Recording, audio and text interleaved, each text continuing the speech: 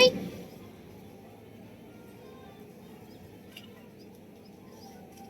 గంట స్వామి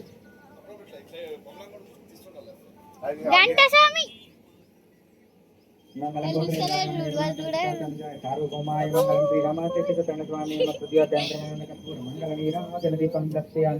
जलानित्यं समर्पयामि नमस्करोमि भोगमाते की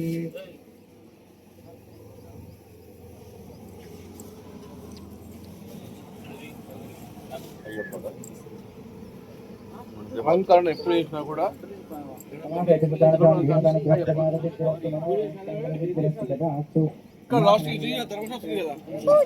ధర్మశాస్త్ర కూడా ఇక్కడ వినాయకుడు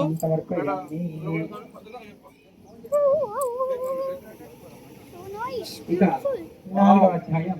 ఈ అధ్యాయంలో ఇద్దరు వ్యాపారం చేసుకునేటువంటి వ్యక్తులు ఉంటారు. నిత్యం కూడా వ్యాపారం చేసుకుంటూ